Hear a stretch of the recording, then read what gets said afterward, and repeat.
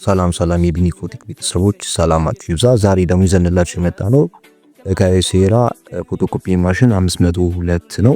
ይሄንን ዌስታችን ሰርቪስ እናደርጋለን ማለት ነው። መጀመሪያ በራለች ታች፣ ከዛ በራችን ቶነር የሚቀመጥበት አለች። እሷን ወደ ውጭ ቀስ ብለን እናወጣዋለን ማለት ነው።